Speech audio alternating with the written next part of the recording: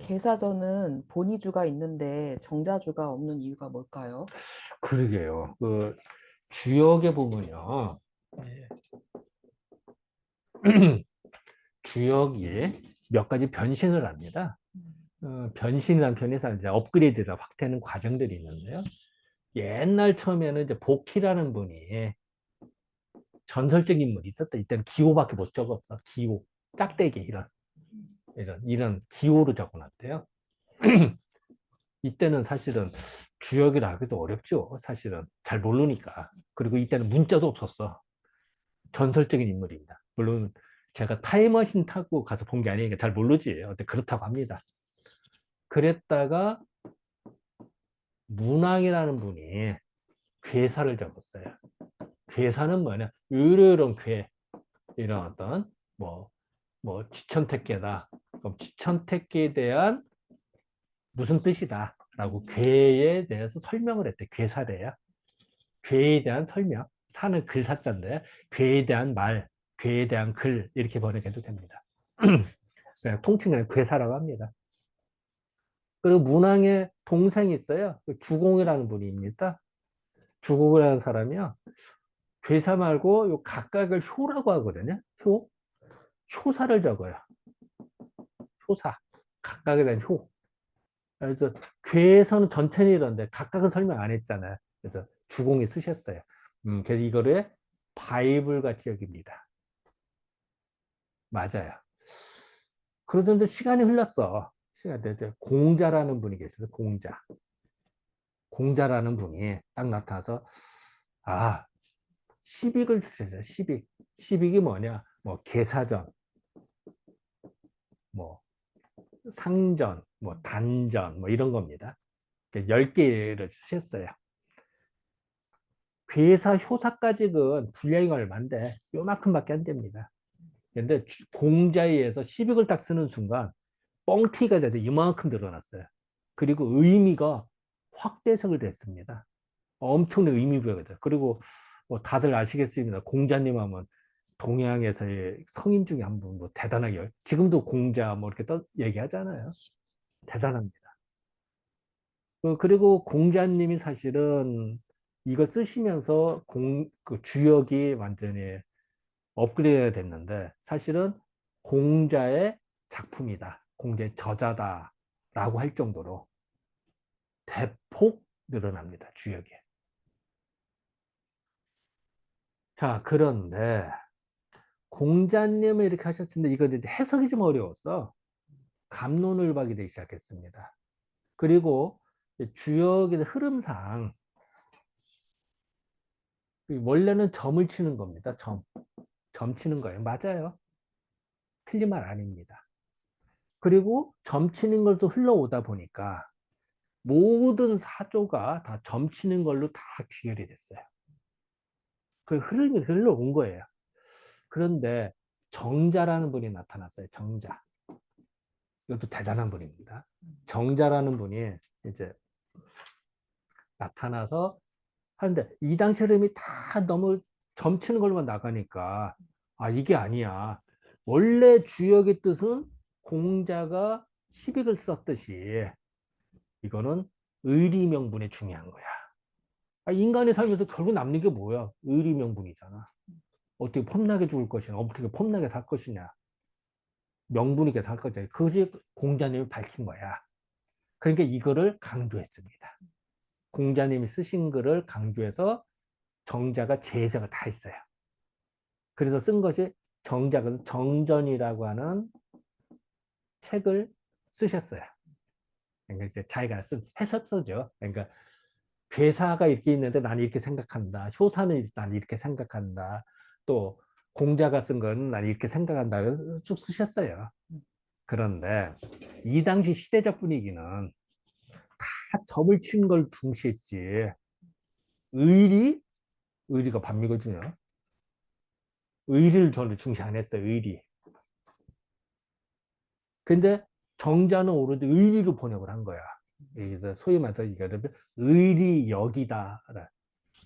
주역을 의리로 번역했으니까 의리역이다. 라고 표현하기 시작했어, 사람들이. 그건 이제 나중 얘기지만 어쨌든 정자가 의리로 표현하려니까 자 다시 한번 생각해 봅시다. 그 당시 시대적 분위기가 다 점을 치는 분위기야. 점서로만 보고. 그러니까 점을 치니까 나한테 유리하게만 하면 돼. 점을 쳐서 내가 임금이 그러면 의리가 명분이 뭐 어디서 내가 임금 한번 잡으면 되지. 배반이 일상화되는 때야. 어떻게든지 내가 출세하면 되니까. 내가 점을 쳐서 내가 길하다. 그럼 어유 뭐 반역 쉽게 하는 거지. 내 길한데 좋다는데 이렇게 이제 주역을 막 이용하는 거야. 그러던 시대에 어, 비록 점을 쳐서 길하다 하더라도 길하다 뭐 당연히 좋은 거 아닙니까? 길하다 하더라도 내가 신하가 임금을 죽이고 한다. 의리 안 맞으면 안 된다라는 말을 함부로 할 수 있겠어요? 근데 정작 그런 말을 했거든. 의리로 봐도 말이 안 되는 거야. 점을 쳐서 좋다고 해도 이건 아니야. 의리가 어긋나면 이건 잘못된 거야. 라고 지적을 한 거야. 그러면 그 시대적으로 환영할까요? 아니면 저는 죽일 놈 소리 들을까? 그런 소리 듣는 거야. 지금이니까 정작 박수 치지. 그 옛날에는 다 점을 쳐서 유리한 식으로 막 해석하는 때인데 아니야. 점을 쳐서 좋게 나와도 그거 포기해야 돼. 또 반란이 일으키면 안 돼. 나 그럼 씨가 먹히겠냐고. 그러니까 정자 입장에서는 정작 평생의 심연을 위해서 정자 썼지만 발표를 못 하는 거야. 발표할 때 가면 죽이는 소리 듣는 거야. 그래서 정자는 이 정전을 쓰고요. 두부를 남겨서 제자 두 명한테 숨겨놓습니다. 그리고 자기 살아생전은 발표를 안 합니다. 죽은 다음에 발표가 됩니다. 요즘 말로는 발표인 거죠. 왜? 잘못 발표했다가 죽이려고 했잖아. 죽은 다음에 뭐 무슨 상관이야. 그래서 시대적 분위기상 자 한번 잘 생각하면 돼요. 옛날에 그 다들 뭐 천동설, 지동설 그런데 지동설 떠들 때 천동설 얘기하면 죽이려는 소리도 죽잖아 또 그잖아. 시대적 분위기가 다 그럴 때는요. 참, 내가 생각하는 의리를 봐야 되는데 이 말을 함부로 하기 힘듭니다. 정말 칼 맞아 죽습니다. 그래서 자 그런 판에 이 정자가 정전이라고 쓴 게 어디냐면은 자 다시 봅시다. 공자님이 시빅을 썼지만 시빅은 크게 나눠서 넓게 봐서 괴사를 설명한 글이 있어요. 그게 뭐냐면은 그 상전과 단전입니다. 뭐 문헌전 이런 겁니다.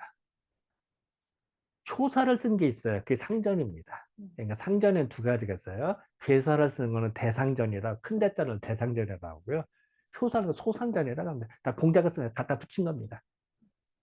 자 쉽게 말하면은 공자님이 시비를 쓰셨지만 이 중에는 크게 문왕의 괴사를 보충 설명한 게 있고요. 효사를 보충 설명한 게 있어요. 그리고 두 개가 아니라 공자님만의 저술한 게 있어요. 그게 계사전이에요. 계사전.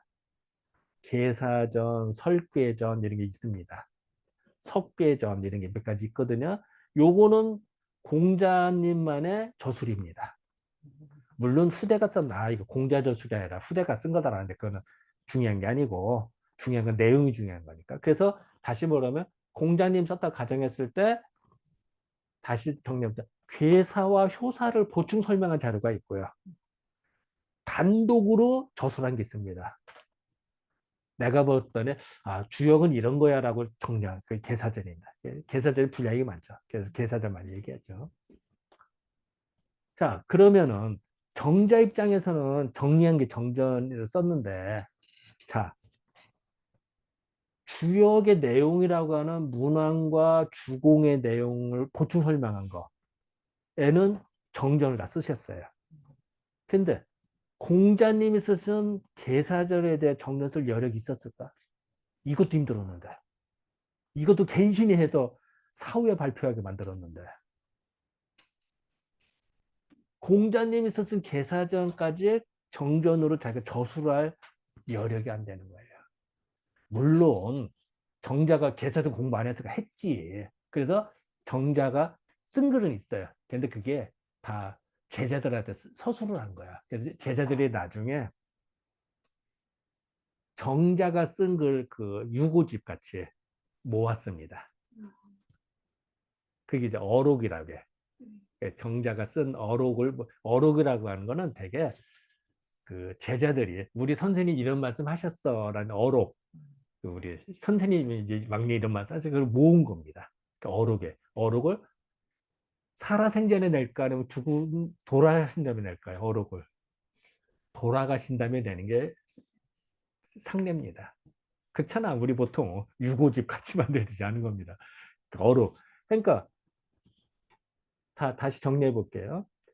정자님은 본인이 당신이 스스로 문왕과 주공예, 이게 주역이니까 요거에 대한 보충 설명도 공자님 쓰신 것까지 포함해서 공자님 쓰신 건데 크게 두 가지로 나눠요. 공자가 쓰신 게 하나는 문왕과 정자 보충 설명한 게 있고 공자님 단독 저자, 단독편이 있습니다. 그냥 서술한 이거하고.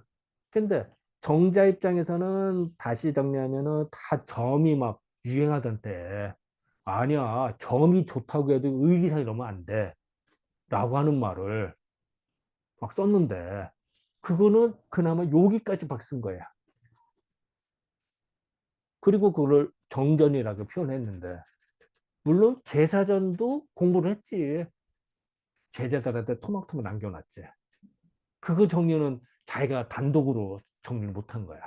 할 수가 없었던 거야. 거기까지 짬이 안 된 거예요. 그러니까 여기까지 그 정전이 있는데 계사전에는 정전이 없는 이유가 그랬어요. 그렇다고 해서 정전 공부 안 했냐 이건 아닙니다. 그것도 쓴 것들 어록에서 다 추려서 거다가 세 줄로 넣어놓은 거죠. 근데 아무래도 그렇잖아. 제자들이 한 걸로 해서 정리한 거하고 내가 직접 정리한 거하고 어떨 거야? 그러니까 정자가 직접 쓴 거하고 제자들이 뒤늦게 모은 거하고 수준이 어떨까요? 아무래도 조금 차이가 나겠죠. 그러니까 그 이제 주역 전이대전 이걸 만들 때 주역대전 이걸 쓸 때 그 정자가 쓴 요 계사전 밑에다가는 세 줄로 자른 글씨를 이제 집어넣는 겁니다. 이게 정전으로 넣을 수도 없고 정전으로 쓰지 않았으니까 넣을 수도 없었고 당연히. 그래서 계사전에는 정전이 없는 겁니다. 그렇다고 해서 정자 의견이 없나? 있죠. 세 줄로 다 있습니다. 다만 정자가 직접 정리는 안 했다. 할 여력이 안 된다. 거기까지가. 그런 다음에 나중에 이제 그 주자는 그 이대 사람이니까 주자 때가 오면은 그 의리가 많이 더 번창다. 이제 나중에 이제 정조 보고 대단한 거예요. 모든 학대 다 이걸 또 따르는 거야.